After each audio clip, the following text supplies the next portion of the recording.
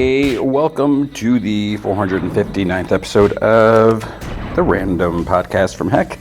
This is the podcast about random things in the world of entertainment, which includes movies, TV shows, and comic books.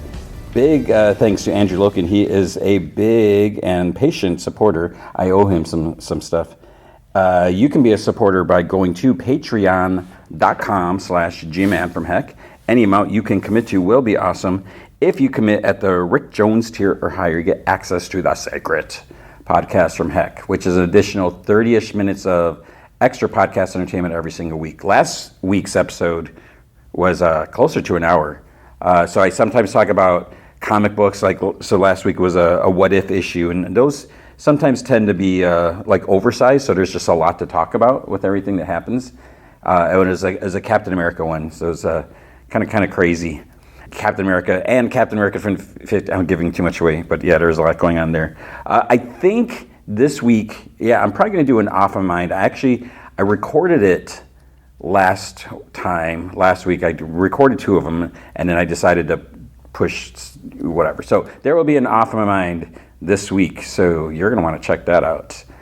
Unless you cannot commit to a monthly commitment, then you can also help out by going to coffee.com/gman from Heck, and you can buy me a virtual cup of coffee or 3. And that's ko-fi.com/gman from Heck. If you do want to support the show and get something more than just here's your coffee, you could also go to patreon.com/gman from Heck. Go to the store. There's a store tab. And you can buy these Off My Mind episodes. I put those up for sale. And they're only I make it for $3, but if you do it on the iOS app, they charge you, I think they mark it up to $4.50, so I don't get that extra markup. So I'm just trying to make something. And even if I charge it at $3, I don't get the $3 because Patreon gets a chunk of that as well. But anything you can do to help, and there's extra content. Hopefully it's something that would be interesting, so check that out. And thank you for checking out this episode. What do we have going on this week? I feel bad. I want to apologize, and I know maybe that's kind of silly. I'm not doing as much as I used to, and you're saying, Tony, but there's barely anything for you to cover right now as it is. It's been a long week, and it's the end of the school year.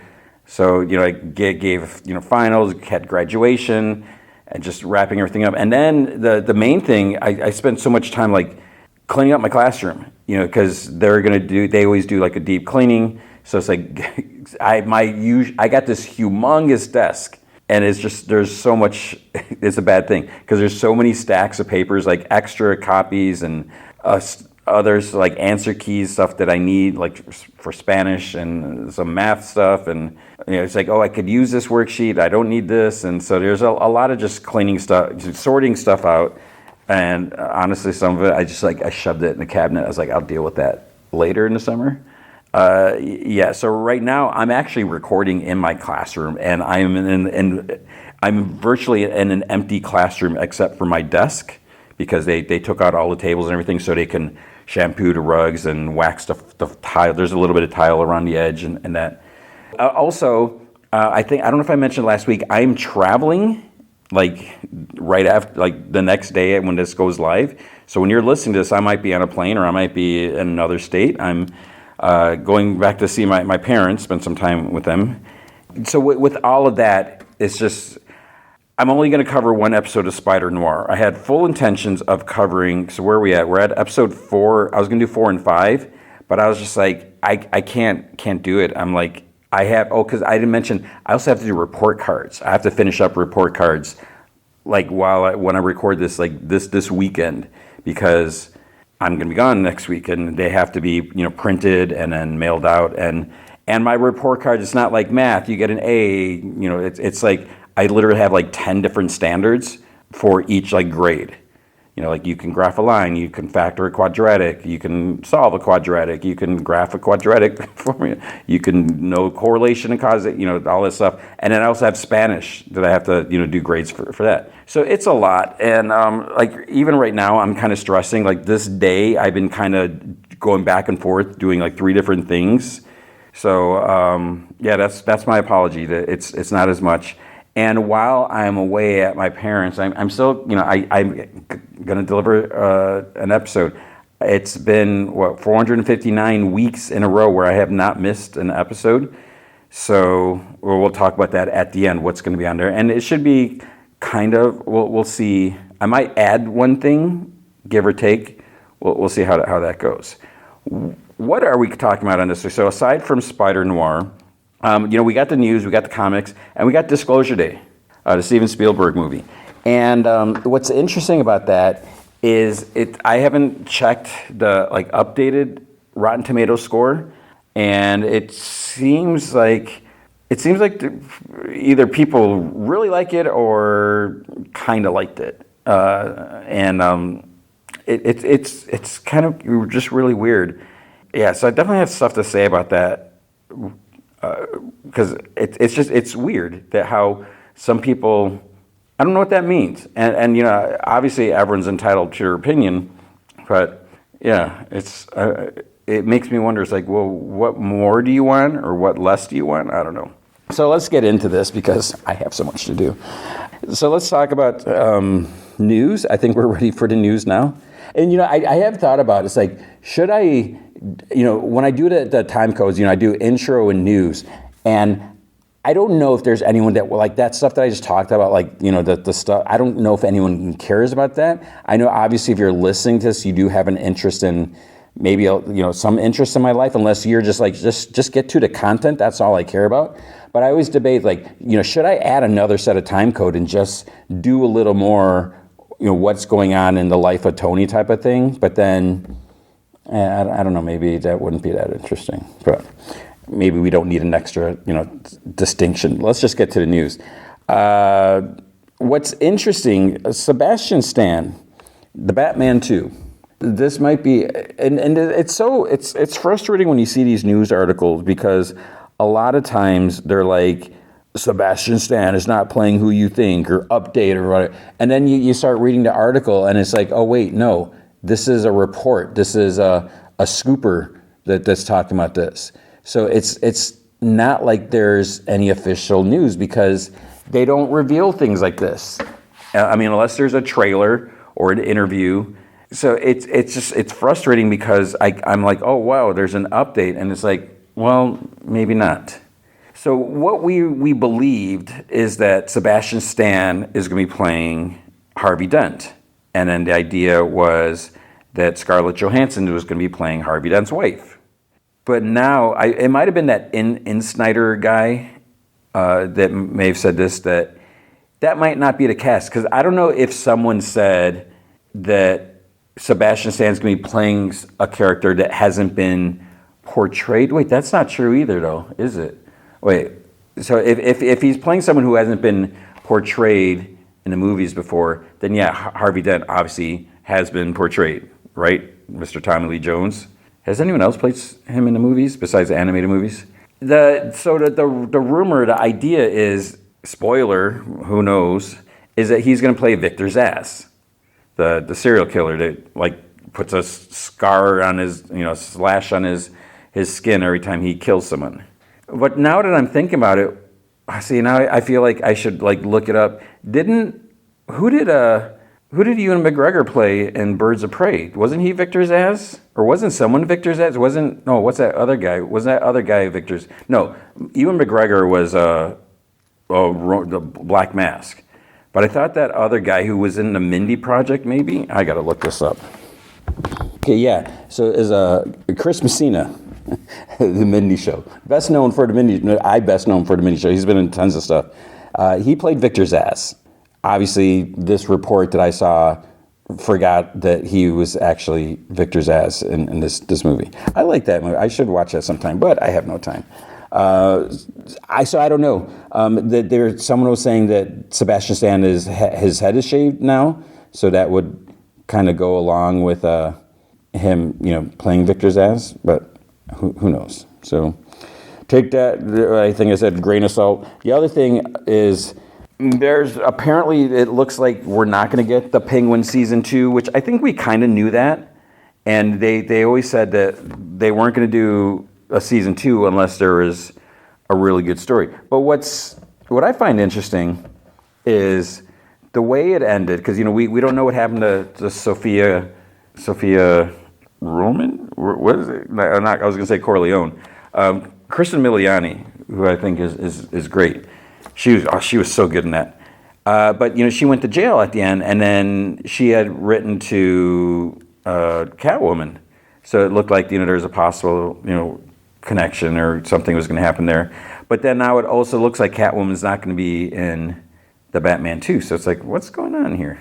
But it sounds like we're not going to have a Penguin season 2. Will there be a Penguin? Yeah. Will there be the Batman Part 3? I don't remember if they're saying it was going to be a trilogy. With the rate this one's going, maybe we shouldn't. There's also Batman Brave and the Bold, but maybe, I don't know. Maybe they're looking at, like, we need to shift production on other things. It's a shame, but, don't force it if you don't have anything to tell, I guess. So, and what's his name? I don't know if he wants to go into the Penguin. Colin Farrell? Yeah. I don't think I always have to think when I say Colin Farrell or Colin Firth, which hopefully I remember to mention Colin Firth during about Disclosure Day. Oh my goodness. Warner Brothers, I guess they're like, yeah, we don't want to do another Mad Max movie. I don't know if it's Mad Max 5 or 6. I saw someone call it 5, someone calls it 6, and I don't feel like trying to count. I guess there's been, because wasn't there, okay, there's Mad Max, I'm going to count. There's Mad Max, The Road Warrior, and then there's Mad Max Beyond Thunderdome, and then we had Mad Max again, and then, oh no, I guess there would be, and then we had the Furiosa. So we had 5 movies, is that right? That's just me off the top of my head. So then, yeah, this would be the 6th one, or maybe the first, whoever I read it from, they're not counting the Furiosa as a Mad Max since there's no Mad Max in that. Could be. But it sounds like, I thought Furiosa was great. I haven't seen it since it was in the theater. I enjoyed those movies, both of them, all of them. Actually, I don't remember Thunderdome so much, Beyond Thunderdome. I just know we don't need another hero. And Warner Brothers might be like, well, Furiosa didn't do so well. Maybe we don't need to spend the money and do all that. But it sounds like some other studios might be interested. So maybe like Amazon. Amazon's like interested in anything. They're like, they must have like money to burn. They're like, yeah, well, whatever, we'll do it. Masters of the Universe, we'll spend all this money. It didn't do well, but we got ideas for another movie. I hope there is another Masters of the Universe. I don't see how it's possible because it did not do well for some reason. How the heck? Quiet, Tony. Not so loud. How the heck did Scary Movie do better than? I don't even want to think about it. I don't even want to look those numbers up. But also, so Amazon, Universal, and Sony may be interested in doing more Mad Max. And what does that mean at this point? It's not like they're going to bring back. How come I cannot think of anyone's? I'm totally blanking on everyone's name. Not Eddie Brock, Venom, Tom Hardy. That's it. Are they going to bring back Tom Hardy? Are they going to bring back Charlize Theron or Anya Taylor-Joy? I don't know. Or just go start over or whatever. Who knows? Speaking of who knows, this is kind of annoying. I'm starting to see, I don't know if it's a slow news week or what. I'm seeing all these like speculatory articles. And I don't know if we're getting close to James Bond stuff, but they're like James Bond, Bond villain predictions. And they're like, it could be this actor or this actor, this. It's like, and I don't even want to read that because it just sounds like pure speculation. It's like, okay, here's a bunch of like cool actors or hot actors, whatever. Because the one image I came across was like a thumbnail, like Cillian Murphy, like, he could be a Bond villain because he's never done it, and he's cool, and he would make a great. It's one thing if you're like fan casting, which I'm horrible at that because I never know any of the young actors' names, but yeah, there's that, and then there's also like Bond girl predictions, and I think they had like Zendaya, like okay, whatever. So I don't know what's happening with that. I don't even know who's like the front runner for James Bond, and I don't even know what I want in a James Bond. I mean, it would be interesting if we went young. I don't think we should go too young. I don't know. And, there's been so many. You really, I think you got to just have a really good story, because we've seen so many like spy espionage, like secret agent movies. So what are you going to offer that we haven't already seen all these years? Speaking of all these years, that's going to be years till we get anything more. But I don't remember if I talked about Doctor Who last week, because I know I talked about that there's not going to be a Christmas special. The rumor was like, oh, maybe it'll come out at Easter, but now it's looking like it might be longer than that. They're saying that there are no plans. I feel like I did mention this, that they're having a hard time maybe like finding someone willing or able to take on the role with all the baggage. I think that was the word that, I don't know whose wording that was. I don't know if it was whoever wrote the article or if it was someone involved, but and then there's the whole stuff with like Billy Piper at the end, that maybe you're just going to ignore that. Yeah, I think I did talk about that. So I was like, you can't do that. But yeah, they have, I guess they don't even know what they want to do. And my question is like, where would it even air? Because for whatever reason, didn't work on Disney Plus, because Disney Plus went woke and went broke, or whatever people say. Okay, we're done with that. I don't want to go down that. I'm so tired of just that mentality article, whatever. Jason Momoa. I thought this was an interesting article. This was I think it was like a comic book .com, where Jason Momoa said that he would never play Snake Plissken, because Kurt Russell was so awesome at it. And he's like, do we even need Escape from New York? But so the thing is, who's asked? Is it whoever interviewed him is like, hey, do you think you'd want to? Where does this even come from? Are you just like spitballing? Like, I just watched, Escape from New York. Do you think you'd want to play, Snake Plissken? Or, I mean, is there actual talk of remaking? I don't know. There could be. All I know is I love those movies, and I just recently got Escape to L.A., the 4K Steelbook, and so I need to watch that again because it's been so long. But yeah, I agree. I would say I don't want Jason Momoa to play Snake Plissken. Jason Momoa, he's good. He's good at the roles that he does. I don't feel I need him, and I don't want him to woo, yeah, I don't know how his Lobo is going to be, and part of that is I'm a little burnt out on Lobo. It's like, as much as I love Scotty Young, I can't read the Lobo comic because I'm just so tired of the character. So we'll see.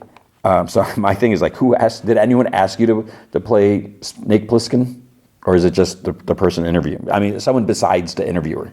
I don't know. And then he also said that he's down. He's like, he loves doing the character in movies. He's like, if they want to put me in other movies, he's like, I'm there. But he won't do a solo Lobo movie unless it's rated R. He's like, if it's PG-13, he won't do it. He doesn't want to do it. He's like, it has to be R. I get it, but at the same time, it's like, does it really need to be R? It's like, why is it going to be R? Do you think Lobo needs to be swearing? He says bastard. He doesn't swear aside from that. Is it because he has to be super violent? You can be violent in PG-13. Whatever. It's his prerogative.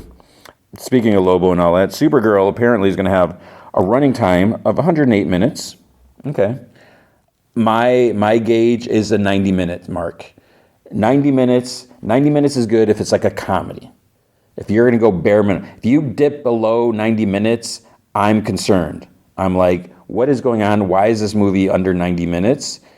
You barely have enough content. If it's below 90 minutes, I feel like it's hardly a movie. If it's like close to 80 minutes, what are you doing? That's practically that's almost an hour. I know it's a little longer now, but it feels like it's an hour. And if it's an hour, that's like a Marvel TV special. That's not a movie. That's I don't know. These days, I feel like 2 hours is a good mark. So we'll talk. Well, I don't know if I should talk about this now or later. But like Disclosure Day was like 2.5 hours. My buddy felt the movie was a little long. I'm like, no, if I'm paying, I don't remember now. I think I paid was $24 for IMAX.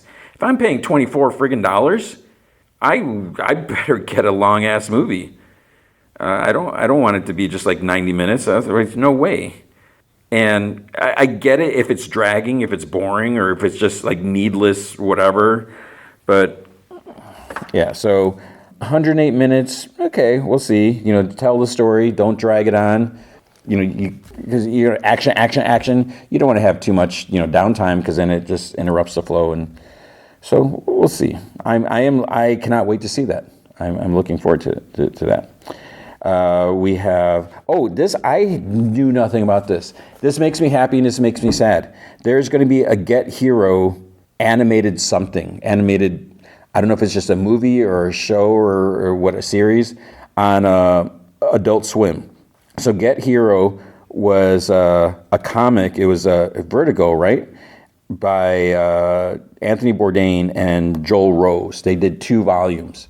And dang it, I was going to say, you can't watch the first interview anymore. I have a copy of it, but it is no longer out there, where at the end I was like, hey, you guys ever thought about doing a sequel or a prequel? And then they're like, prequel? And they're like, yeah, we could do that. And then at New York Comic Con, like the next year or something like that, Anthony Bourdain, I was supposed to interview him again, but he was there, but it was just Joel Rose. And I was like, so remember I mentioned that? And he's like, yeah, I get no thanks or nothing. I'm not looking for money. It would be nice.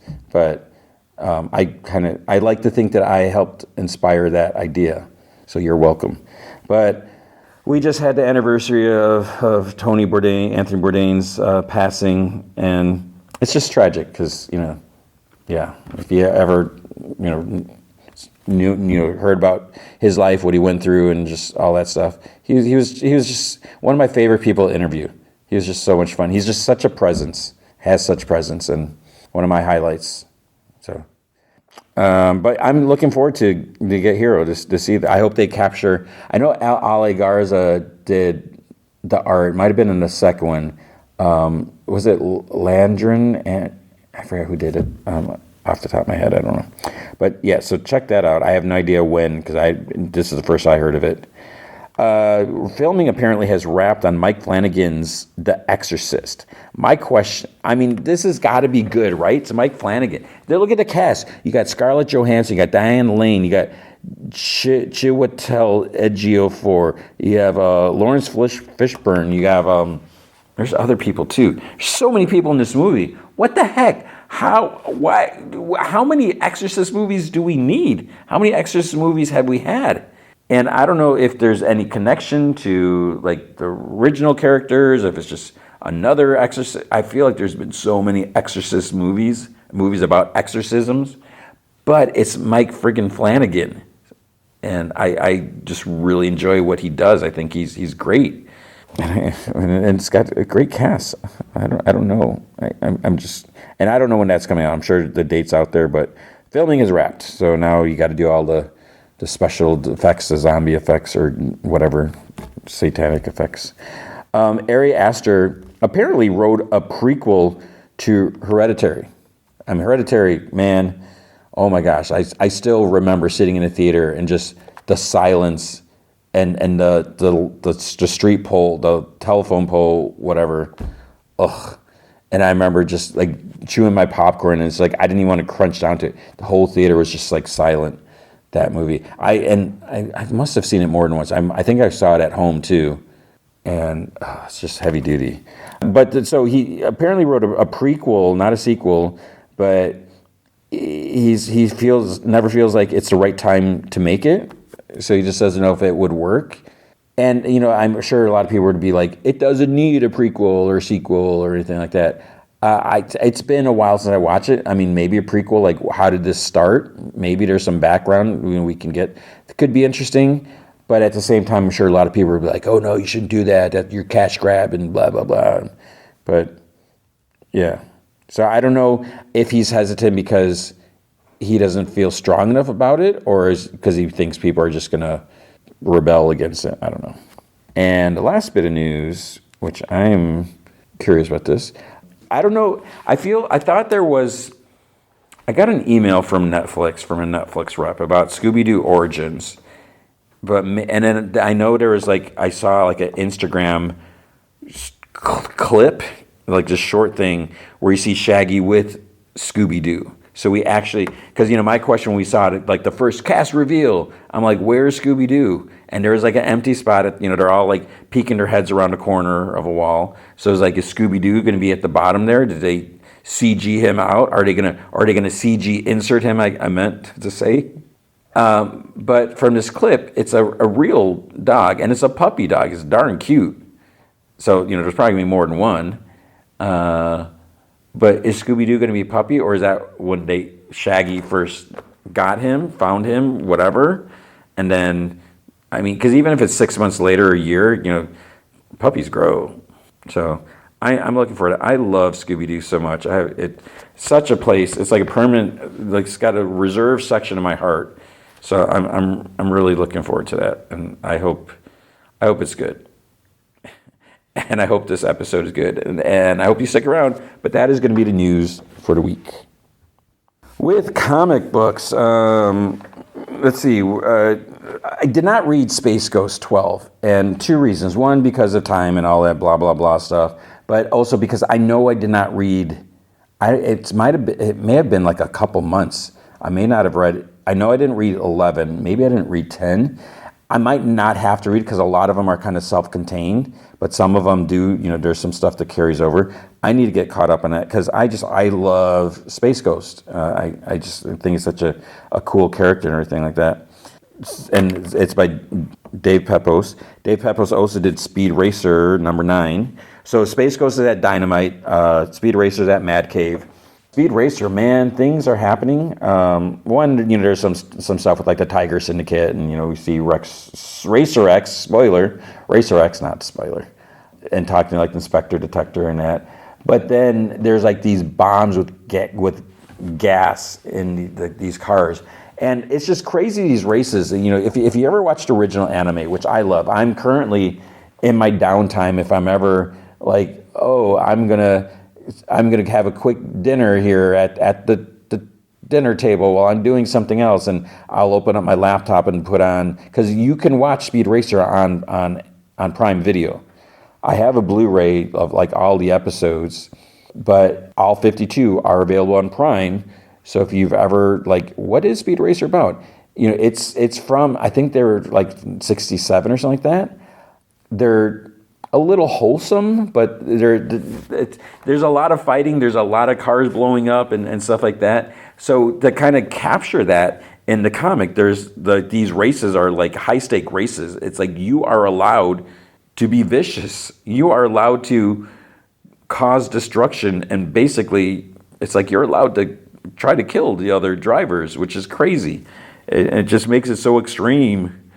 And anyways, so Speed Racer gets hit by some gas, and it looks like it's having like an effect on him. And he's like vicious and yelling at everyone, and so it's instead of go speed, it's like no speed, no. You shouldn't be acting like this. Let's see, Image. We had G.I. Joe 329. I'll admit, this was like one of the last comics I read, and I was like reading it. I'm like, wait, what's going on? Because then I started skimming, and I don't know how I feel. The whole Battle of Springfield was, there's a lot there that was really cool. Then I feel like it's just been other things here and there. So apparently, and part of this is because I was a little confused this is when I wasn't reading the G.I. Joe, where people have had Snake Eyes memories like implant into their minds or something like that. We had, I think his name's Sean, and we had, what was her name? I just had it. Some woman. So they're like ninjas. They have his memories and his abilities, I guess, or whatever, his training. And then Snake Eyes is back, because Snake Eyes was dead, but he's back. And so you got three people with like Snake Eyes memories. But what I guess Dr. Mindbender or someone did or whatever is they put like not an Easter egg, but like a little glitch where they can kind of cause, I don't know if they can seize control. So they're going to be glitching out possibly, and yeah, that's going to be bad news. But yeah, I don't know. Then there was Mask #1. At first, I was like, I don't know if I can read that. So my confession, and I'm not ashamed to admit it, whatever. I didn't watch Mask because when that was on, it was at a time where I wasn't watching as much cartoon, and I don't remember if it was like a Saturday morning cartoon or if it was like a syndicated weekly thing. I feel like it was a Saturday morning cartoon, and maybe when it was on, I was watching something else. So I feel like Mask was like on NBC, so maybe I was watching something on ABC. I don't know, but I could have used the VCR, but I didn't. So I don't know anything about it. Flying cars, I don't know. And so we got this character, and he was mentioned, and after a while I was like, oh yeah, he was mentioned in a G.I. Joe. I'm assuming this character was in the cartoon. I don't know if he's the main character in the cartoon. I have no idea. But then we got General Flag in here, and as I'm watching, I was like, wait a minute, this General Flag, is that General Flag or is that Zartan? Because spoiler, hasn't Zartan been kind of posing as General Flag lately? So maybe he's going to get discovered and they'll revert. I don't know, but it was fine. I just it's written by Dan Waters and the art's by Pye Pye. So I just my buddy, he thought it was great, so he might have watched the show. I didn't, so I thought it was fine for not having watched the cartoon at all.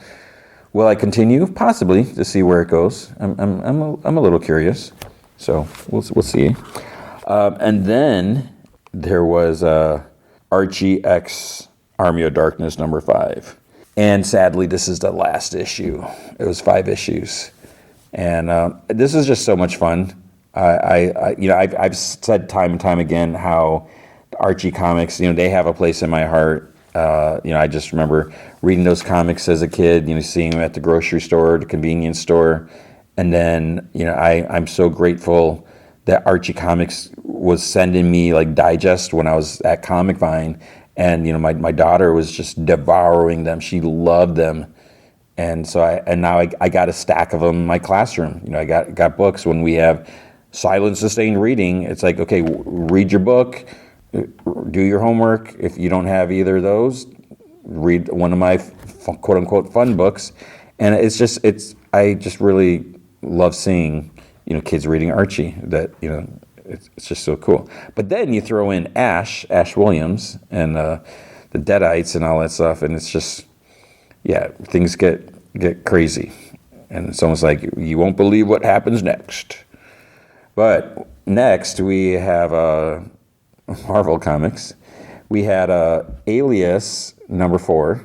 So who is this? This is by Sam Humphries. Who's doing the art? Gerardo Borges. And it's basically Jessica Jones and Typhoid Mary. They're teaming up. Weird combination. And I still don't understand why it's like she is not supposed to be a private investigator while Luke Cage is the mayor. I don't see how that's a problem, but yeah, so she's like pulled into some craziness and people aren't happy, and but it's fun, and I feel like it has the Alias vibe to it. Sam Humphries doing a great job capturing what Brian Michael Bendis did, and so it's you should be checking it out. There was Alien King Killer #3. I don't know what that's about. Avengers Armageddon #1. This is it's Chip Zdarsky. It's a good #1. It's setting things up, so you kind of know it's not going to completely jump into all the action and zaniness or wackiness or whatever, but it's really setting things up, and it is kind of continuing from Chip's Fantastic Four, the Doctor Doom story and Red Hulk stuff, and man, I gotta say, I do not like Thunderbolt Ross. Man, he has lost it. He has become so unhinged. It's like I never really talked about it. I think I was just in denial because like the encounter between Red Hulk and Captain America, it's like, wait, is that like his rib cage sitting open? Is he okay? Is he dead? And I feel like no one's like really talked about it. And as I'm reading this, like first I'm like, there's not even any mention of him. And then eventually, then they touch on it. Because I was like, is he alive? Is he dead? Like, no one cares. No one's saying it. And I was like, okay, there is a mention. It took I was maybe like 6 pages or something like that. But I think he just crossed the line. I mean, he crossed a major line. And so, yeah. And then, during all this stuff, because basically, Red Hulk wants to take over Latveria because he's like, we can't just let some other dictator come in and do stuff, whatever. And the United Nations, they're like, Iron Man, Mr. Fantastic, whatever. We don't want you superheroes to get involved because then you just cause more problems and blah, blah, blah. But they're like, something needs to be done. And yeah, so a lot of tension. Then there's Bishop. Oh, it's the number one. I did not read Bishop. I feel like sometimes Bishop's cool. Sometimes he's just like a big ball of attitude. I don't even know where he's at. Yeah, I mean, there's the whole thing when he's like hunting Cable and baby infant Hope. It's like, what are you doing? And it looks like his sister, the ghost of his sisters. I don't know. So I didn't read that. Black Cat number 11. This was fun. G. Willow Wilson, Andres Genolet, and I don't know how much.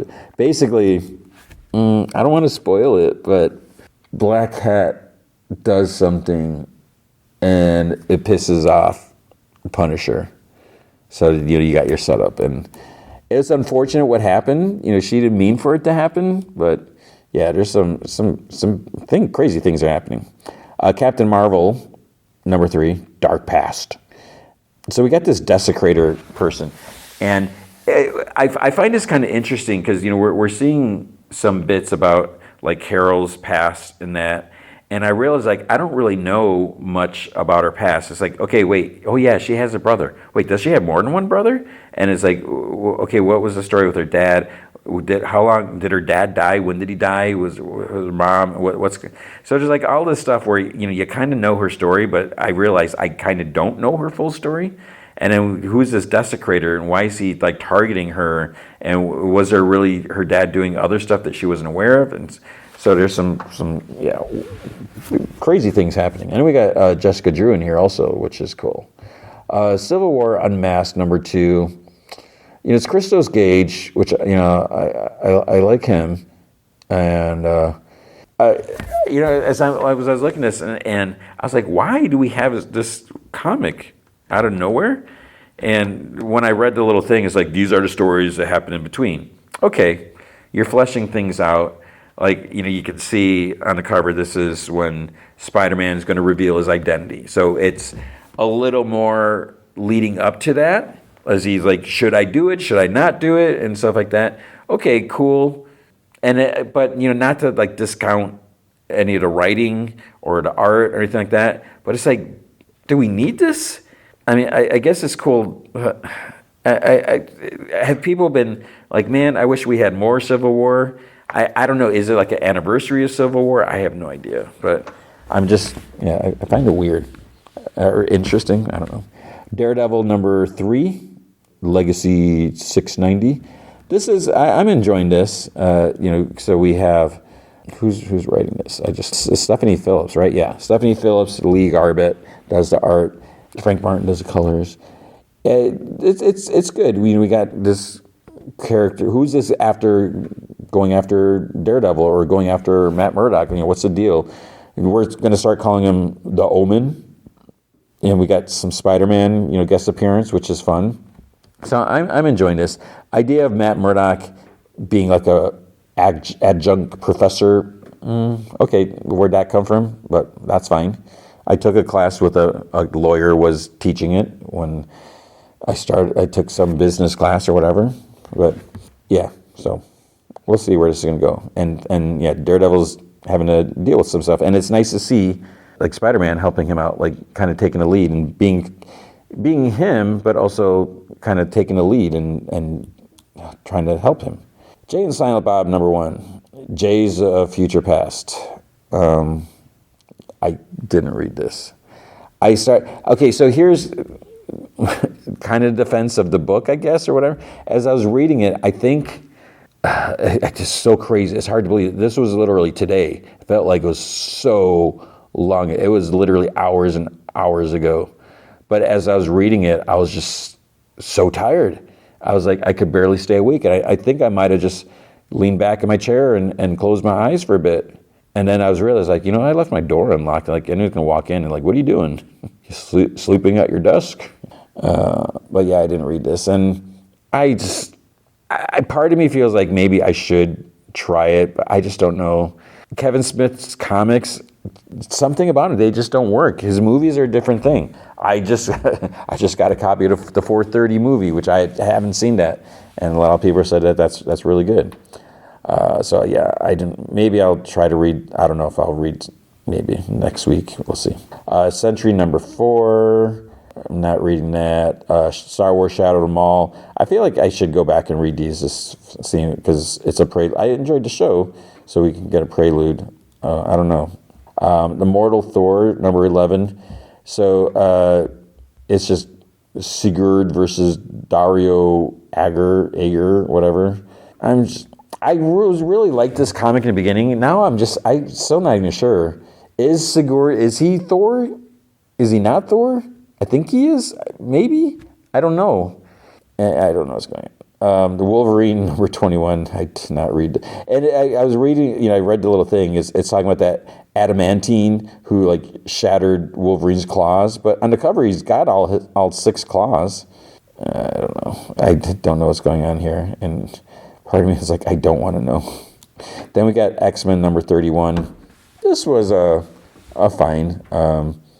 Again, I read this towards the end, so I was a little tired. And we got the X-Men science team, I guess, not really, but they're investigating some stuff. And yeah, I don't know what I want X-Men, because I think this is the only X-Men comic. Is there only 2? Because I'm not really reading Uncanny.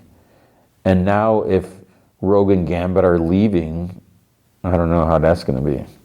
Yeah, so that was Marvel. At DC, I did not read a lot. Oh wait, I didn't realize. Okay, so Absolute Catwoman number 1 did come out. I didn't think it came out. I'm looking at the Amazon list, whatever you want to call this. Is it Comixology? Yeah, so I didn't read that, so I have no idea how that was. I did read Barbara Gordon Breakout number 2. It's interesting. I'm not sure what's going on, because Barbara, I think she was in an infirmary and someone's helping her, but it's like, who are they? Why are they helping her? Who's she working with? Is she helping her or setting her up? So I'm not really sure. We had Firestar number 3, Action Comics 1099.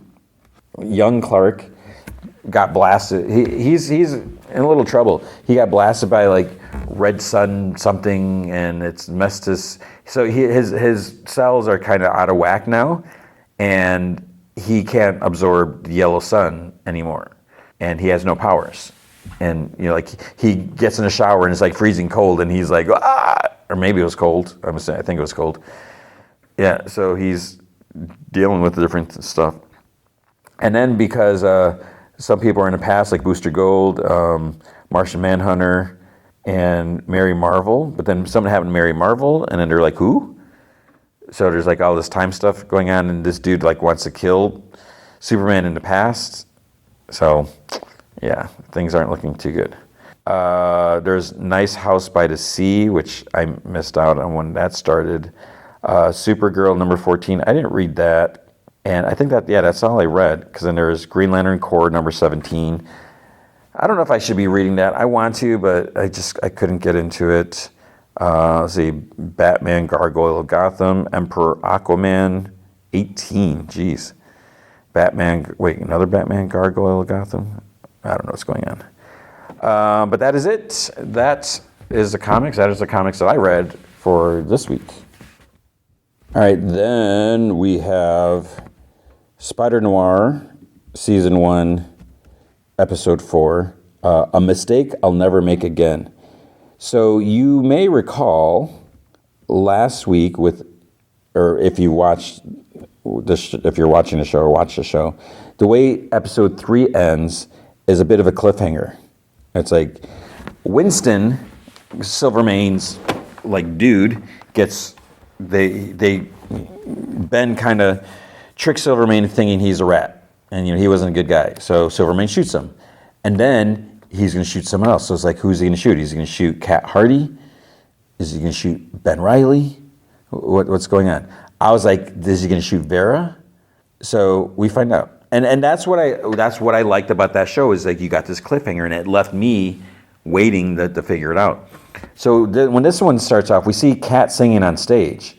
So it's like, does this mean she didn't get shot because now she's singing, or was this before? So she's singing, and then she flashes back to Winston getting shot. So it's like, okay, it wasn't her. But then she sees Ben in the club, and he's sitting at a table with Silvermane, and he's talking about like Winston being a killer. He's a useful weapon, but entirely replaceable. And same goes for his pal Gio. And we see a flashback where Gio's the other person who gets shot and falls in a ditch. It's like, okay, so you leave that big cliffhanger. And see, this is what I'm saying. If you just watch this next episode or wait, and it's like, oh, Gio, who the heck is Gio? I didn't even know it was his name. I'm sure we saw him. I didn't really notice him. So he falls in a ditch. Then Silvermane tells Ben that it was risky not letting him in on his plans, but it was a smart play, start to finish. Then he asks if Ben's listening to him, because he's obviously mesmerized with Kat singing. Silvermane says that he's trying to pay him a compliment. He's like, you did a good job, smart. And he tucks some money in his front pocket, and he's like, you're patient. He's like, I could use someone like you. I'm me payroll. And Ben's like, I'm not a fan of your retirement plan. And Silvermane chuckles. He's like, you got some mouth. He's like, could get you killed someday. He's like, talking to the police chief tomorrow. And Ben's like, is he on the payroll too? Why is he running raids on your booze shipments? And Silvermane's like, exactly. So Kat gets a standing ovation, but it didn't seem like the song or performance was that great, but what do I know? I mean, maybe it's just not my thing. And then Silvermane's like, says, she's not bad, huh? It's like, it'd be a shame to have to kill her. And she comes to the table, and Ben's like, beautiful song. He's like, you wrote it? And she's like, I did. But then Silvermane's like, we prefer the splashier numbers. I thought we were celebrating. And she's like, killing people? He's like, a couple of rats who tried to put you in the hole. Riley kept you out of it. And she's like, I'll drink to that. And he regrets on the fact that you almost killed me for nothing tonight. He's like, I don't dwell. And she's like, maybe you should start. And Ben's like, well, it's getting late. And Silvermane's like, no chance. You and me are drinking tonight. And then to Kat, he's like, be a doll and grab us a bottle of the yellow spot. And he's like, enjoy the spot whiskey. We're going up a notch. And she gets up. So, but then it's like, wait, did she get the bottle? Because next we see her, she's in her apartment, like above, the floor above or whatever. She closes the door, like slides to the floor. She's crying. Then I guess it's the next day, because Janet takes a call for Ben since he's not in yet. And apparently whoever it is calling, they've called more than once, because she's kind of getting a little tired of this. Robbie's sitting there, and Robbie asks if it's the mayor again, and she's like, uh-huh. And Robbie's like, asks if he knows which Ben Reilly he's calling. Then there's like a bang on the door. And then you hear Ben curses, and he drops his keys. And he kind of shrieks, he grunts, bangs again. I don't know if he's banging with his head. And he finally gets the door open, and Robbie gives him a slow clap. And Janet's like, wow. And Ben holds up a finger. Robbie's like, okay. And then he hangs up his coat and hat. It's kind of almost like this big production, he can barely do it. And he's like, say what you will about Silvermane, but I admire that man's constitution. He can drink. And then at the same time, Janet and Robbie are both like, any idea why the mayor wants to talk to you? And Robbie's like, I got a tip that Lonnie's in Harlem, so I'm going to go make amends for the BS Bugle. And Janet's like, because, about the mayor, he's called the office 9 times and counting. 9. So, they're both talking at the same time. And, because Robbie's like, he's going to make up for the BS Bugle story that Walters ran yesterday. And then he's like, scrambled. And Janet's like, excuse me? He's like, I need scrambled eggs and he whispers, sausages and a biscuit. And Janet's like, if we're dreaming, why don't you add gravy to that, Mr. Moneybags? And he takes out the money from his coat pocket and he puts it on the table. Robbie's like, holy poop. And Janet's like, I'm not even going to ask. But she grabs it, starts counting it. Ben's like, that's probably wise. Like, please, I need food. And she's like, after you talk to the mayor. He's like, God. And Robbie's like, I'm going to head out and look for Lonnie. And Ben's like, let me know how it goes. And, Harlem. I don't know why he says it like that. He like kind of saying it. Robbie takes the subway. He's riding for a while. He's riding. When we see Kat in her apartment, Silvermane just like walks in. So she's kind of not happy. She's like in the other room, but she like turns around with a smile. And he's like, sleep well, sunshine? And she's like a kitten. Why do you ask? He's like, a guy can't inquire after his favorite gal? And she gives him a kiss on the cheek. And she's like, truth is, I was up all night. Too much adrenaline from yesterday. So she opens the window since he lit up his cigar. And he's like, maybe I wasn't the only one. What did you put through the wall? Because it's from Flint. And she's like, my fist, my head, bust of Caesar. What does it matter? He goes over and he closes the window after she just opened it. He's like, wouldn't want you catching a cold, lose your voice, miss a show? And she's like, I haven't missed a show in 7 years. And this is so dumb. Silvermane's like, you almost missed one last night, though, didn't you? And she's like, if you have something to say, say it. It's too early for subtext. And Silvermane's like, text then. Winston was the rat. But that doesn't answer what you were doing at the train station. And she's in the other room. She looks at a gun like in an open drawer. And she pauses like looking at it. Then she closes it. She goes to the main room. She's like, why don't you ask Winston? He's like, can't. And she's like, and why is that? Because I put a bullet in his chest. And Kat's like, and if the PI had told you I was a rat, I'd have put a bullet in you. And she's like, well, there's your answer. He's like, that's not an answer. And it's not the truth. She's like, the truth is, I was terrified. Not because I was guilty, but because you were so unhinged, looking to lash out and feel like you're still invulnerable. And he's like, there you go. Now we are talking. Silvermane's like, why was Riley with you at the station? He wasn't with me. He was watching me. For you. He must have figured out Winston was the rat and thought I was in on it because I was running. He didn't know I had nothing to do with it until Winston tried to frame me. And then Silvermane's like, good. Riley was smart not to trust anyone, and he was smart not to play favorites. And she's like, if he's so smart, then why don't you hire him? And Silvermane's like, I tried. He was smart enough to say no. I'm glad you're back. And she's like, no place I'd rather be.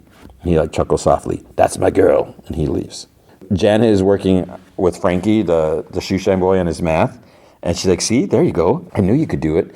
The phone rings and she like snaps on the phone. She's like, I told you already. Because she assumes it's like the mayor's office. But it's Kat. Or she's like, oh. And she takes the message and, she writes on Frankie's like paper or his workbook thing. And because she's like, Ben's not there, whatever. So she's like, okay, I'll take the message, 3 p.m. at the Calypso. And then she like tears like the top of Frankie's paper off. And she's telling him, she's like, school's out. Find Ben and give him that. As he leaves, she's like, and we're not done here. Ben's at the movies eating a hot dog. He like knows the lines of the movies. He's like reciting them, whatever.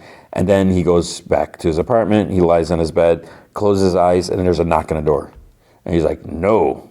And you hear, Ben, it's me. Open up. And Frankie knocks some more. I'm sleeping. Then how are you talking? Did you hear me? If you're sleeping, how are you talking? So Ben forcibly opens the door. What? She's like, Singer left a message with Janet. She said it was important. Quit school early and everything. So he looks at the message. He's like, now he's awake. And he like scoffs. He's like, anyways, I better run. He's like, yeah. And he starts to close the door. Frank's like, maybe a shower. So Ben grumpily tries closing the door again. And a shave. Ben scoffs. He tries the door again. And a fresh shirt. He's like, good luck. So he's supposed to be here at 3 o'clock. It's 3:34. Silvermane is sitting and like staring off to nothing. Pudge tries asking if he wants more coffee, but he doesn't answer. And he repeats louder, more coffee. He's like, you think I'm deaf? Is that it? He's like, no, I just, and then the minute hand on the clock moves. He's like, I don't think Chief McNamara is coming, boss. And Silvermane like grips his cane tight. He's like, then find him and remind him that one of the conditions of his palms getting greased is showing up for his weekly appointment. And he slams the cane down, or he smashes like the coffee the cup on the table in front of him, and clean that up. Ben meets with a Kat, and she's like, you made it? He's like, I did. She's like, I think I owe you a drink. He's like, a little later, our mutual friend brought me plenty. And she's like, we need to talk about that. Get our story straight. He wanted to know why you were with me at the train station last night. And you said that you didn't trust me, thought I might be in cahoots with Winston. Smart. She's like, he's smart too, and he won't stop with Winston. He'll start asking questions about the raid, which might lead him to, Mayor? I think I underestimated you. Happens. It's weird how the way he's talking and answering whatever. She's like, seriously, why are you doing this? Why did you try to kill Silvermane? I asked you first. I saved your life. And she's like, not here. In Harlem, Robbie walks around. He gives some guy money, gives him like a cigarette. He's like, oh, for that, you get 2 cigarettes. So he said he's a veteran. Robbie said that he didn't serve because he's a journalist. He's actually doing an article on veterans. He's looking for a vet named Lonnie Lincoln. And dude's like, oh, you're in the right place. He's like, all the vets in Harlem are about to line up and get their hot meals. So Kat takes Ben to this like old theater, and she said it's from her old life where she used to perform before Silvermane found her. She used to sing for pennies, could barely afford to put food in her stomach, but she loved it. And one night Silvermane tipped her more money than she had ever seen in her life. Next day, he made a proposal. Headlined a new club, said she'd have everything she could ever want, and he gave it to her. And Ben says, but she couldn't see the strings. And Kat's like, they were thin at first, but over the years, they got thick as rope. And Ben's eyebrows raised. And she's like, no. It's like, we were never like that. The only thing Silvermane gets off on is power. As long as he can control what I wear, what I do, who I'm around. And then she has Ben like sit next to her on the edge of the stage. She's like, there was a man once, Thomas. Started coming to club night after night, and eventually, he wore me down. He was a dentist, if you can believe it. Sexy dentist, huh? Yeah, I've heard about those guys. And she's like, oh, no, but he was kind. Kindness was new for her. He proposed after about a year, and she said yes. And then he stopped coming by, and she thought maybe she did something wrong. There's like a long pause, and she says that he could have just scared him off, but Silvermane had him killed. Wanted to make sure that, she never made the same mistake again. He's like, but you did with Flint. I suppose he's kind too when he isn't busting heads. And she's like, he is, in fact. I thought I would give us both a second chance. To do it, you needed Silvermane out of the picture. I was so dumb to think that maybe I could have it all. And Ben asked her to tell him about Addison.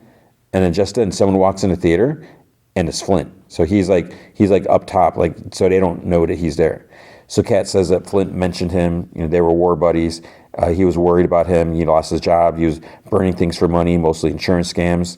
So she was offering a lot of money to kill Silvermane. It wasn't hard to convince him, but he botched the job. He let Silvermane get away. Then that other freak, what's he called? The Spider? Ruined your second try. And she's like, and here we are. So then Flint is like mad. He slams open the door. He goes outside. Surprisingly, they don't hear him.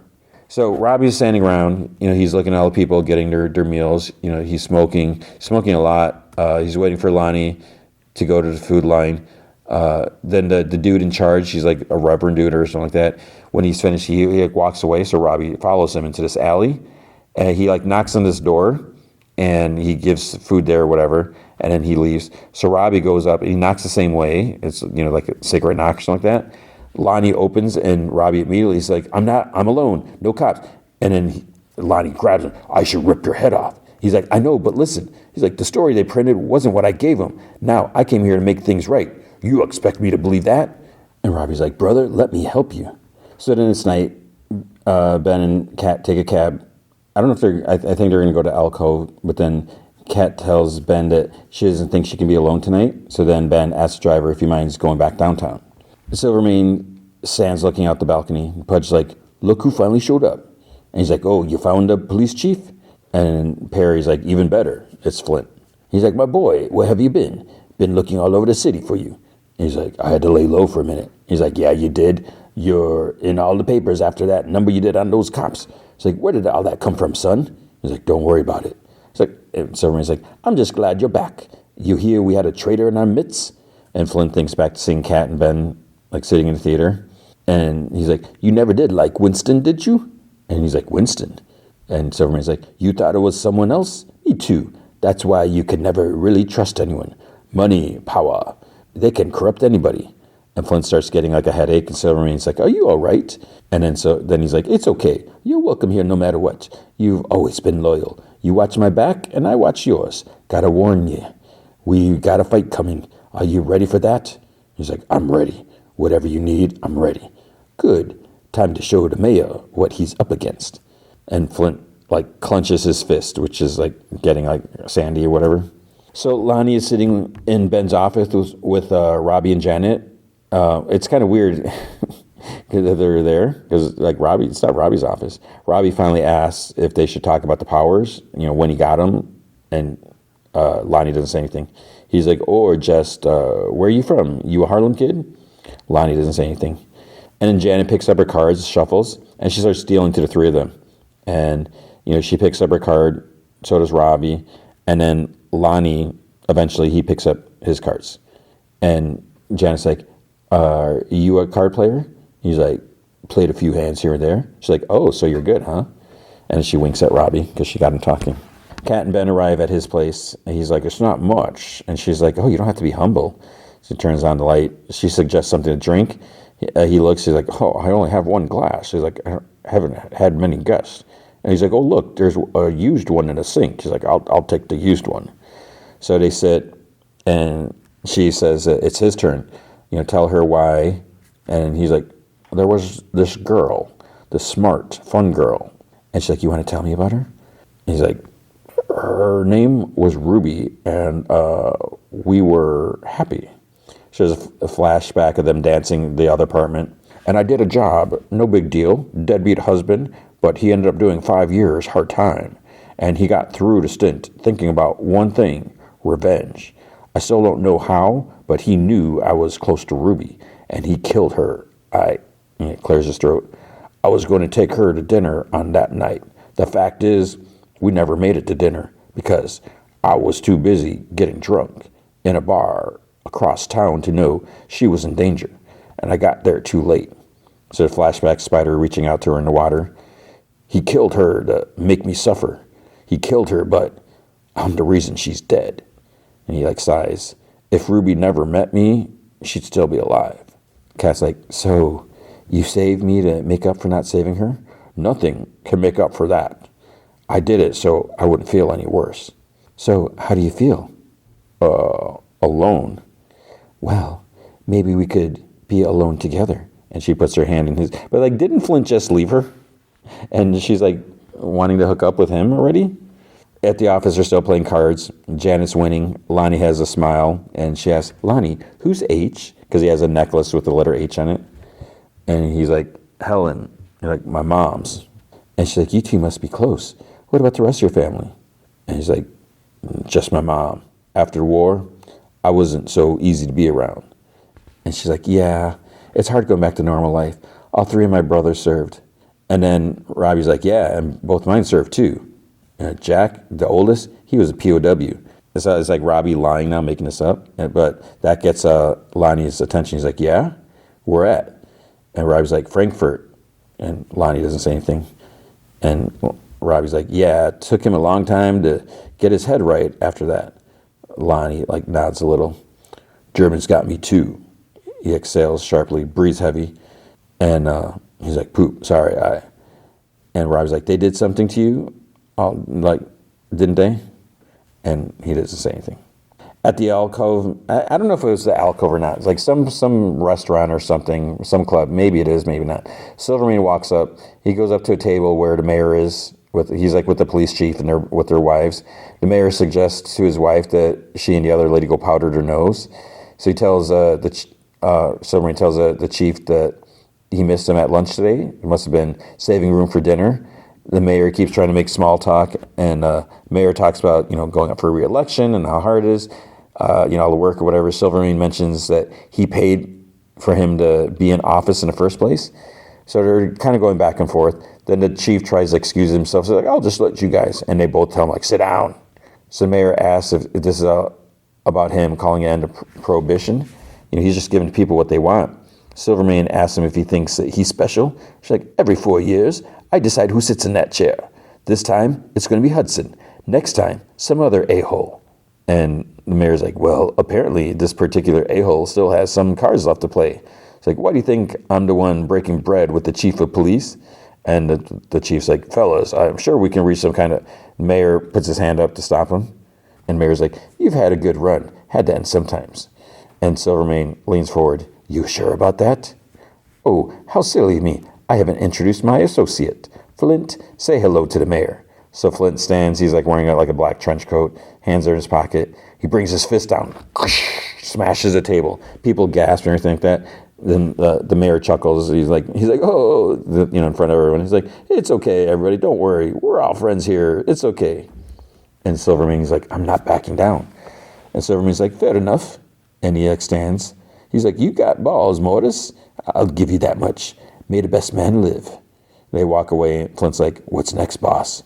And Silvermane's like, he asked for it. Let's give it to him. So Ben asks Kat, where was she going to when she was at the station? And she's like, anywhere, away. And he asks if she could choose a place, where would she go? And she's like, Santorini. It's a Greek island with black sand beaches and quaint little towns, nothing to do but eat, drink, and watch the sunsets. He's like, that sounds really boring. And she's like, well, with the right person. So this conversation, it just seems kind of dumb. It's like they don't even know each other.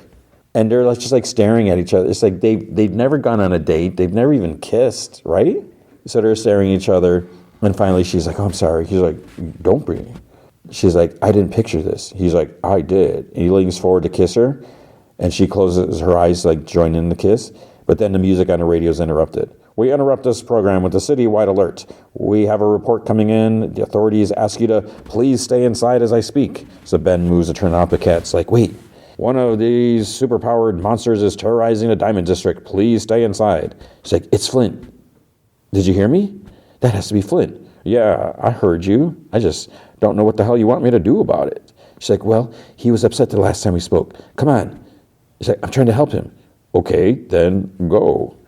After everything we've shared, what he meant to me, what Ruby meant to you, are you really going to sit there and do nothing? And you're like, you really are a coward. She leaves. And then he darts up. He calls the office. But Lonnie says that all he knows is that once it starts, it gets worse fast. There is no changing back. But they should talk to Doc Faber because she can explain what's going on a whole lot better than he can. The phone rings. So Janet's writing down Lonnie's words. So she tells Robbie, Robbie, phone. And he looks at her. He's like, me? She's like, yeah. So it's Ben, obviously. He's like, I don't have time to explain. Grab your camera, head down to the Diamond District right now. So the spider swings over, lands on a rooftop. He sees someone running out with 2 bags, and he makes an awkward landing on the street.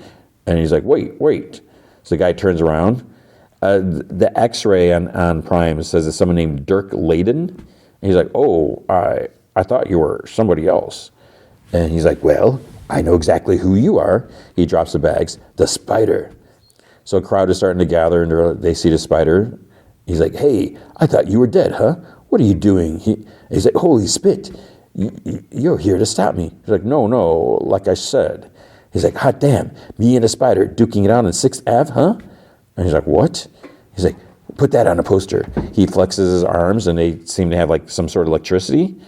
And the spider's like, oh, another one. Shoots out 2 webs.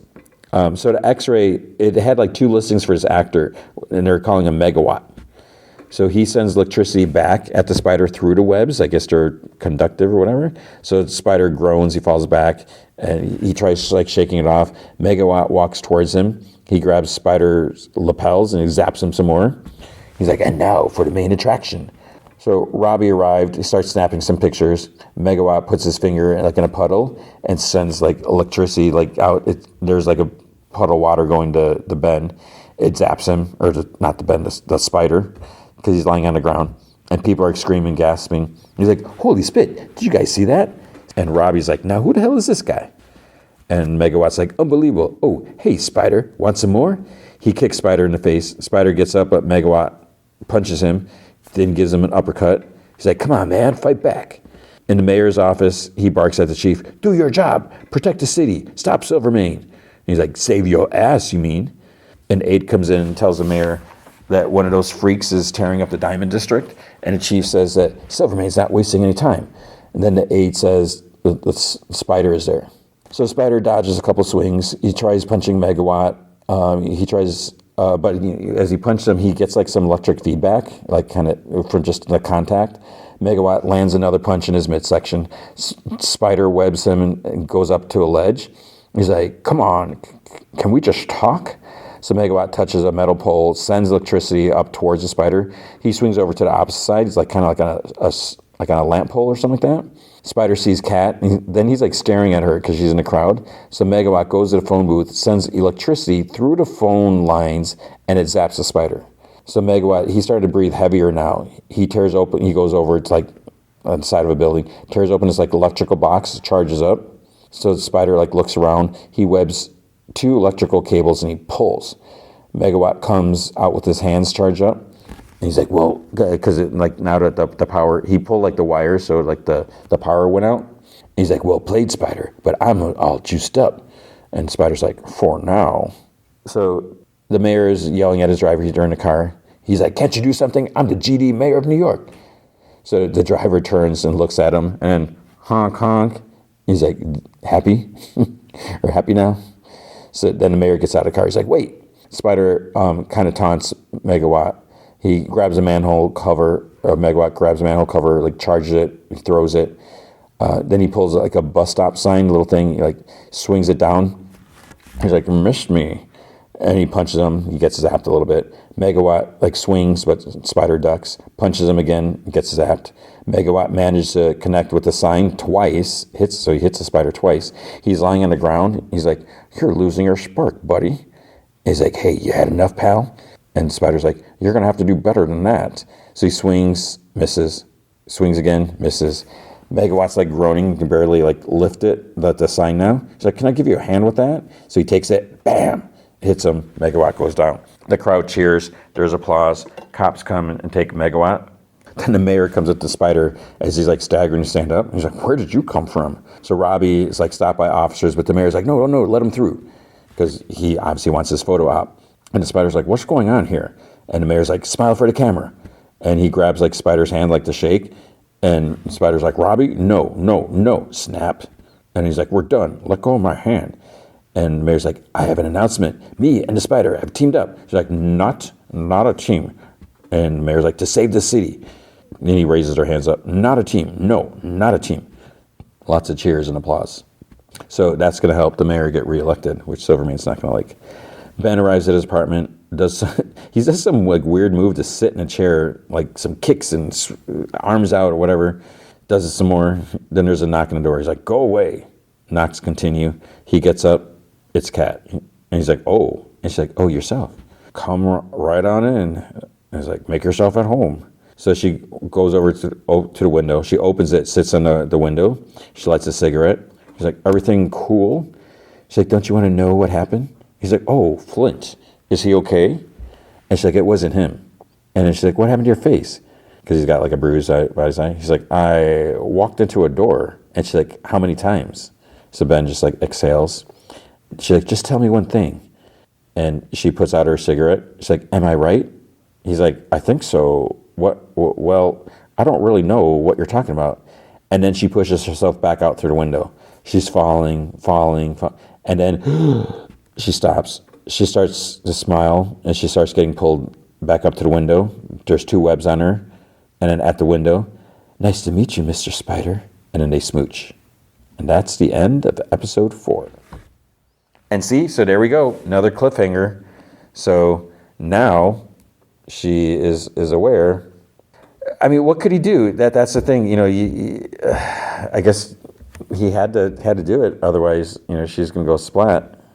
But now that puts him at risk, because now that she knows, can he trust her? Because the next episode is called Betrayal. So is Kat going to betray him, or who's betraying who? What's going on? But see, I don't know because I haven't watched the episode yet. But that is episode 4. All right, and we've reached a movie feature already, so this is going to be a short and sweet episode, almost like the old days. So we got Disclosure Day, and as I mentioned beginning, this is weird for me because as I watched this, I was glued, I was riveted, I was like so immersed in the movie. There's a lot of times, I think I may have mentioned it before, I have sleep apnea, so I don't sleep, I don't get a sound sleep. So there's just a lot of time, it's always a long day, and by the time I'm seeing the movie, there's times, even when I'm into it, I start like getting a little drowsy. And part of it might be because it's dark, it's a little cool, you got the reclining seats, so I'll try not to recline all the way back, I don't want to get too comfortable, but sometimes it just happens, I just fall asleep. And like even lately, it used to take me a long time to fall asleep, but a lot of times it's like I'll just like fall asleep suddenly, and then it's the weirdest thing. And it's also weird, it's like I'm so into a movie and I start like getting drowsy, and then it's like, whoa, did I fall asleep or not? And it's like, no, I couldn't have. Did I? So watching this, I did not even get drowsy at all. So I think that kind of says something. I saw it in IMAX, the IMAX Junior, as I call it, whatever. So it's the IMAX theater. I got there. My daughter couldn't make it. I had to text her. As soon as I sit down, I text her right away. I was like, they put new cushions in the seats. And she's like, because when we saw Mandalorian Grogu, I mentioned this, it's like you could barely see the bottom part of the screen because of the walls, because we got the stadium recliner seats, whatever you want to call them, they have to have walls so you don't fall to the row in front of you. And it was annoying because you have to you can't, if you lean back, you're gonna miss so much of it. You're not gonna see the bottom part of the screen. And so you have to really sit up. But as soon as I sat there, I'm like, whoa. And then I was like, I felt like a little kid because my feet couldn't even touch the ground. And they were comfortable. So that was a cool thing. And I didn't recline all the way, but I reclined enough and definitely had my feet up. And so I was glued and riveted. 2.5 hours, right? Is that the run time? Let me just double check with that. It was an hour and 45 minutes. So just like 2.5 hours. But for me, it didn't feel long. Now, it's not doing super great. So I loved it. I really got into it. And I think it's going to depend on where you're at, where you're coming from. Because for me, if you're around my age, the whole UFO stuff was like a big thing growing up. And being in the Midwest, there's lots of times where we saw some strange lights. It's like, what are, it's like the weirdest thing when lights are just kind of floating in place and then they start moving. It's like, that's not normal.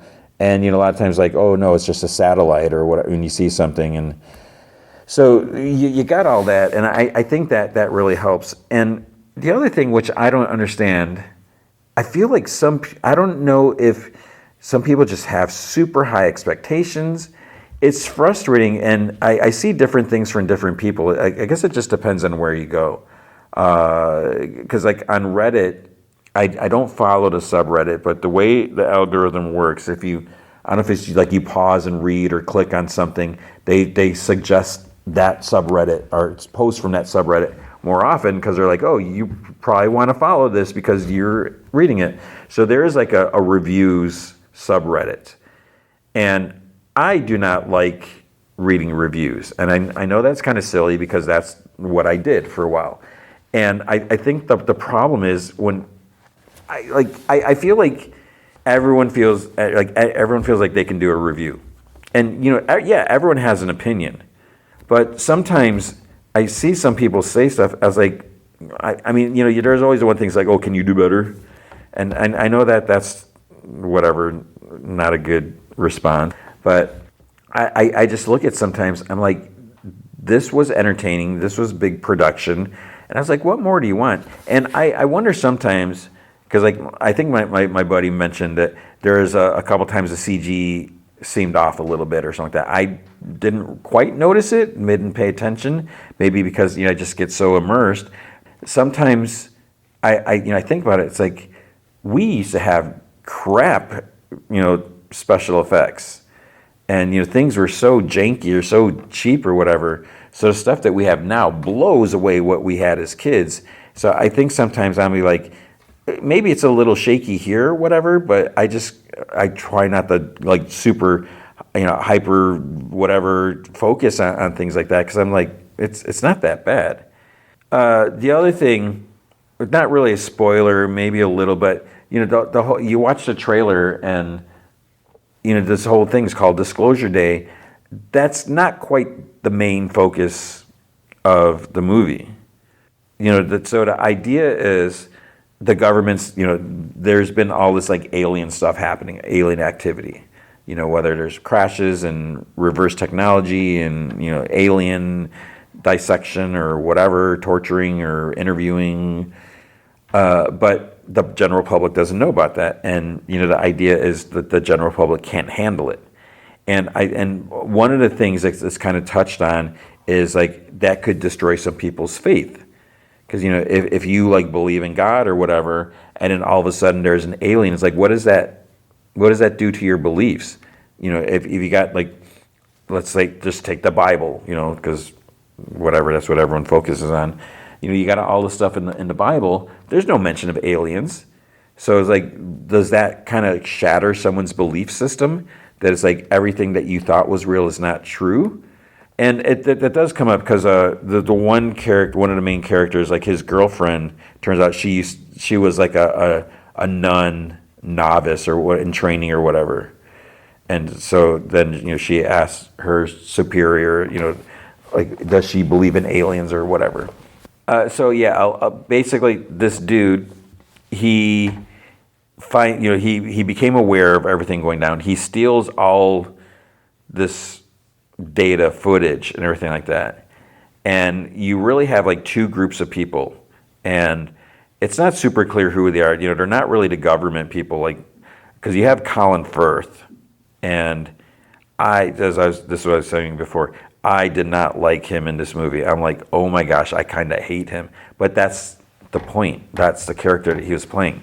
So he is on the side, and as you're watching this, it's like, okay, is this how, what is actually going on here? It appears that he is trying to suppress the information leaking.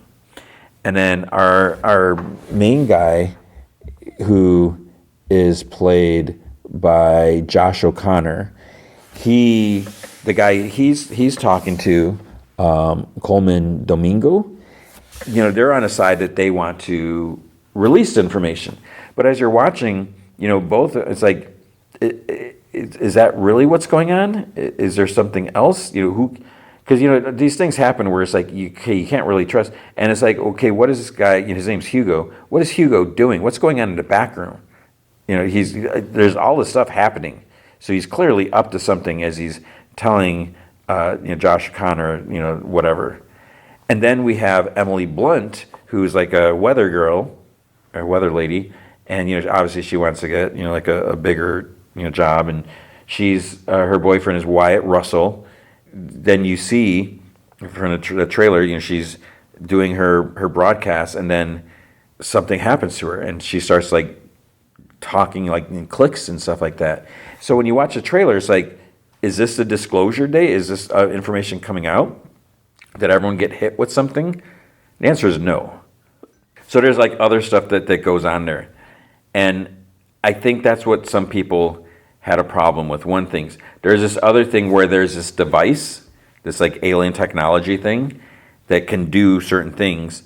And I did see on Reddit that someone said that how it was almost too convenient. Like this one device could do like 2 or 3 different things. But that's the technology.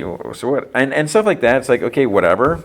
Yeah, maybe it is a little too convenient, but I didn't really think about it, pay attention, and I don't know, because I saw the big. I guess for me, it's like the concept idea. It's like, okay, if people are aware, because we all know, I still know where we're at. Supposedly there's some information out there and whatever. So if we were to actually see footage, if we were to get like, yes, aliens are real, yes, they've come, or this has happened, whatever, what would people think about that? And see, I don't want to say too much or whatever, but I guess if you looked at today, if all of a sudden we saw some footage online or whatever, that the first thing anyone's going to say is like, oh, that's AI, because that's what everyone says. Like, you write something, you draw something, that's AI, and that's so frustratingly annoying. So a lot of the movie is just basically like on the run, trying to survive, trying to get to where you need to get to or not get caught, and so that kept me on the edge of my seat, just watching, and I was just like, where are they going to go next? And yeah, maybe some things are a little convenient, but that's kind of what's happening. So I don't know. I really enjoyed it. I thought it was just really fascinating, just the idea of, is this what would happen? And so obviously it's called Disclosure Day, right? So it has to come out at some point in the movie. I think we can agree on that. So when the information starts going out, I kind of got emotional. Just imagining, what would it be like? What would people think? And what does that do to the world? We've seen some events where like things change. If you think like 9/11 or COVID, there's like these big events that have, they're like long-lasting results, and I don't know how that would compare to something like this. And I don't know. As I was watching this, I was just like whoa, and what do you say if you see that? So for me, I don't know. I thought it was cool. And what is the big test? I ordered a steelbook. At first, I was like, "Is there not going to be a steel?" There was a steelbook that went on sale before I saw the movie, but it was like UK. I was like, And sometimes the UK will get a steelbook, but the US doesn't. And the 4K Blu-rays are pretty much region free, so it would still work. But I was like, And then it was like I think it was like at 1 a.m. or something like that. The link went live. It's like you can pre-order it. It's the same steelbook and everything. So I ordered it. I don't know if it's a movie that you're probably not going to want to do multiple viewings. And I saw one person on Reddit like, yeah, I don't think I need to see it again anytime soon. But I mean, it's Steven Spielberg, and here's the thing. When I saw, I was like, oh, Steven Spielberg, he's amazing, everything. But I wasn't going to be like, oh, this is going to be the best movie. I was like, okay, we'll see, Mr. Spielberg. You've got a lot of hits under your belt. I'm not going to automatically be like fanboying over it, so we'll see. And then you hear the story that like the guy that he I guess gave the treatment to the writer, and he had to do like 42 like scripts. He had to keep like rewriting it because it wasn't just right. And apparently for some people it's still not. Well, maybe the scripts. I don't know.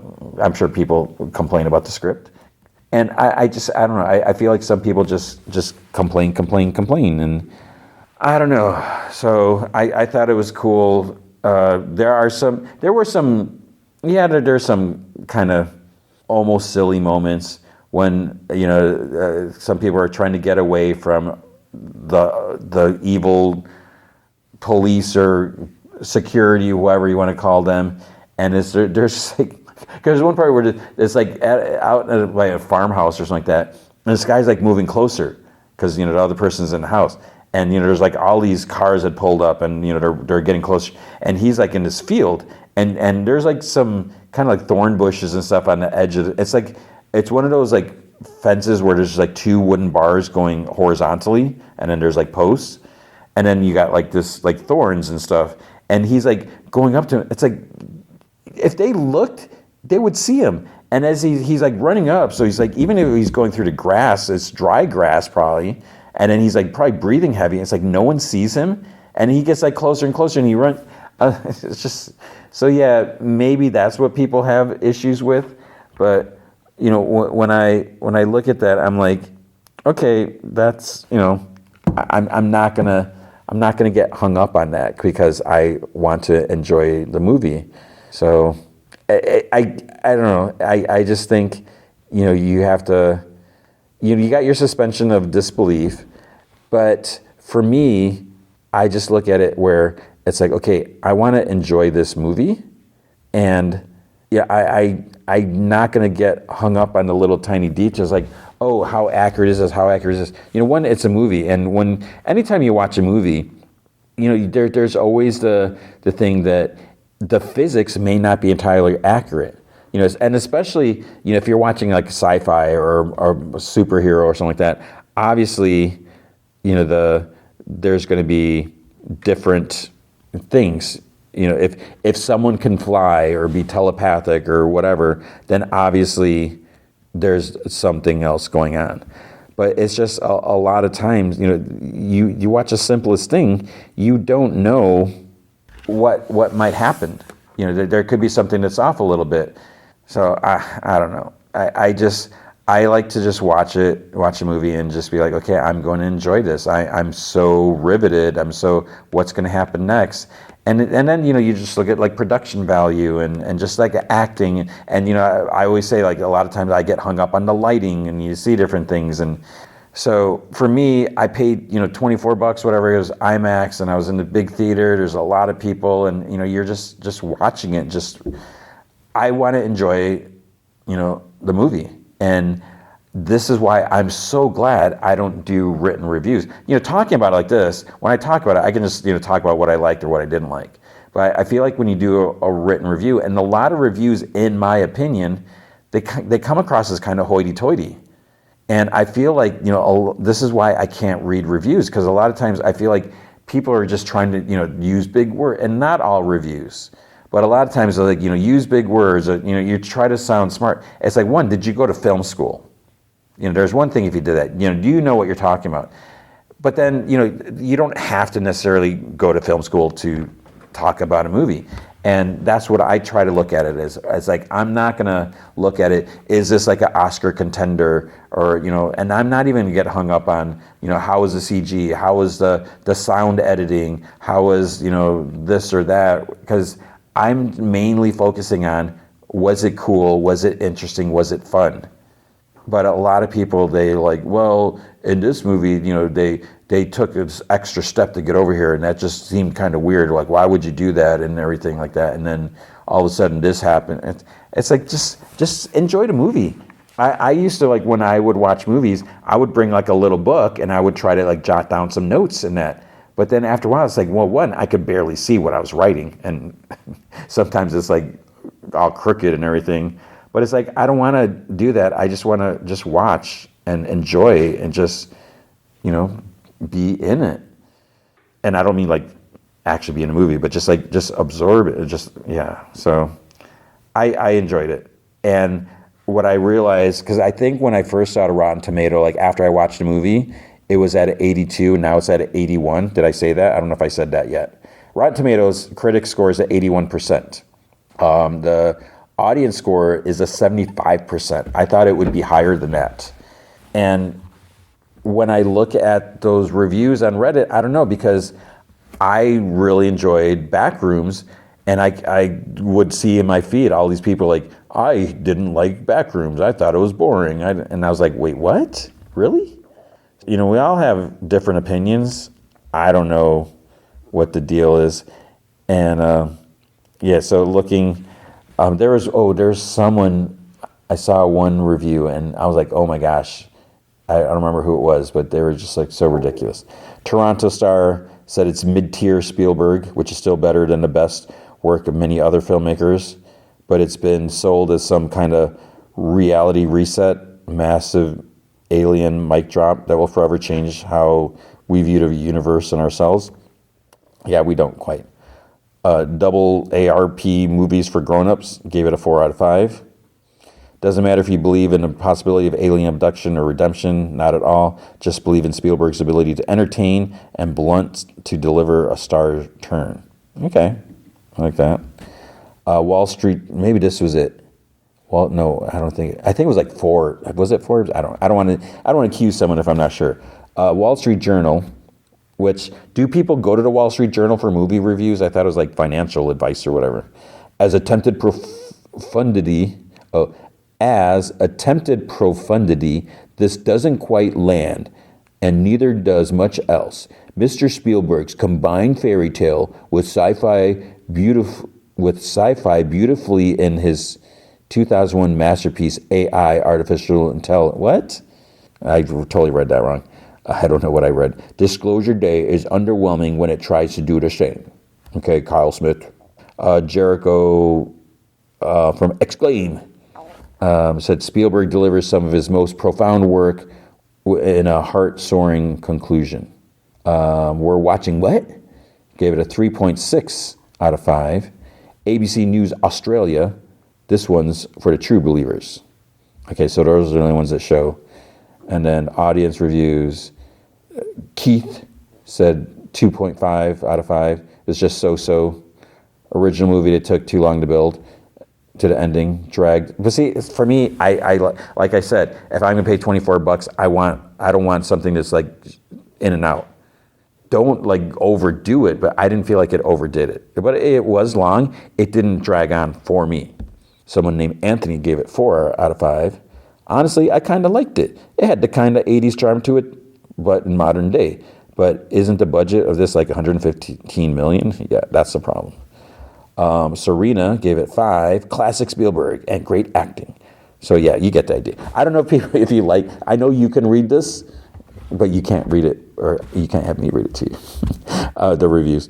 So yeah, the budget is 115 million, and this is what's crazy. So far, right now, actually, let's see. What's the projected? It's not good. And John Williams did the music. And like, are people even talking about that? I almost didn't talk about it. Let's see. It grossed. How much did it make? 6.5 million. No. I don't know what it did opening. No, Thursday. Yeah, 6.5 million during Thursday previews. The most for Spielberg and Amblin Entertainment original film. You see that right there? That's a lot. If that's the most a Steven Spielberg movie have made, but then. It's a projected opening of 40 to 50 million. Hollywood Deadline Hollywood projected an opening weekend of around 65 million. Okay, Box Office Pro said 40 to 50 in May, and on June 10th, Deadline Hollywood said 65. A report by Puck. I don't know who, not the Puck we think. He says it's going to need to cross 300 million to break even at the box office. And see, that's a problem. If it's only going to make 65 million worldwide, I don't know. And if people are already poo-pooing on it, it's one thing if people are saying it's great and word of mouth got around, but that's not happening. So, yeah, I don't think this is going to be breaking even, which is a shame. Because I thought it was great. So there you go. That was Disclosure Day. I don't think there's much else to talk about. I'm trying to think if there's anything I forgot. But I was impressed. And I've been an Emily Blunt fan. You know, I've liked her stuff, but she was just really good. The whole cast was really good. And Colin Firth, I hated him. So that means he was good because he did his job, I guess. Whew. So there you go. That is it. So like I said, short episode. We're not even hitting 2 hours this week. Should I try to talk for 15 more minutes? No. So that is going to be it. That's the episode. So big thanks to Andrew Loken. He is a big supporter of the show. You can be a supporter by going to patreon.com/gmanfromheck. Any amount you can commit to will be awesome. If you commit at the Rick Jones tier or higher, you get access to that secret podcast from Heck, which is an additional 30-ish minutes of podcast entertainment every single week. This week is closer to an hour. I just did What If Captain America Were Revived Today? It's like What If comic from 1984. So it's pretty interesting. And this next episode will be an Off of Mind episode, and I'm not going to tell you what it is. Hopefully you'll think it's cool. But if you can't commit to a monthly commitment, you can also help out by going to coffee.com/gmanfromheck, and you can buy me a virtual cup of coffee or two. That's ko-fi.com/gmanfromheck. All right, so as I mentioned, for next week, I'm going back to my parents. Now, I should be able to do one episode of The Spider. I mean, obviously I would want to do two, but part of me thinking is like, I don't know if there's much, like, I don't know what else is coming out this month, if there's anything. And I don't want to just do a show. It's like, oh, I need a show, so I'll just do this, and then no one cares about it. No one wants to hear about it. Because, you know, when I've mentioned this before, when I look at the episode numbers, it's not consistent. So it's like, okay, do you not care? Are you listening later? Or I don't know. So that always makes me wonder. It's like, maybe I shouldn't be talking about TV if people don't need to hear it, you know, week by week, or I don't know what's going on. So we'll probably, even though I would want to do 2 episodes, I think I'm going to go for 1 episode of The Spider and possibly My Adventures with Superman. So is it season 3? I think we're at season 3. That starts up. So it's the first episode is out. It should be on HBO Max. I think it's on Adult Swim and HBO Max. I think it's Sundays they air. So I don't know how many of those are dropping, but I think maybe we'll just do 1. And again, I'm going to be, am I on vacation if I'm going to see my parents? But, you know, I'm going to be doing stuff with family. So, yeah. But, the movie. So I'm going to I should be able to see Toy Story 5. It turns out there's a movie theater. Like, I could walk to the theater for my parents. Because at first I was thinking, like, how much does an Uber cost? Because I knew where there's like 2 theaters in 2 different directions for my parents. I was like, I could take an Uber. I mean, I could always take, like, you know, my parents' car, but, you know, I don't know. And then it's like, well, maybe my brother wants to go, but, you know, he lives a little ways away. You know, it's not that far, but so I messaged my brother. I was like, hey, I plan on seeing Toy Story on Thursday. I don't know if you want to go. Otherwise, I can just walk. You know, not giving an ultimatum, but yeah, because I definitely want to see it Thursday. And then, you know, in the wee hours of the night, or when my parents are watching their satellite Spanish soap operas or whatever, I can try to, you know, record in that. So I should be able to still get an episode, and hopefully it should be on time and everything. Hopefully. But like I said, I'm determined to deliver an episode every single week. So, Toy Story 5. And here's the other thing. Oh man, I guess maybe I'll save it for next time. I still have not listened to the Taylor Swift song. What I should have mentioned is the Olivia Rodrigo album. Oh man, I love that album so much. Yeah, it's. You seem pretty sad for a girl so in love. That kid's got talent. She's something. But the Taylor Swift song, I haven't listened to it yet. So we can talk more about why I haven't listened to it yet. We'll talk about that next week with Toy Story news. But that is going to be it. So thank you for listening. I hope you're doing well. I hope you're having a great start to summer. I'm so stressed. Until I get to my parents' house, I'm not going to be able to, you know, relax. But hopefully things will be good. I hope you are not stressed like me. I hope you're taking care of yourself. I hope you're doing fun things. I hope you remember each other.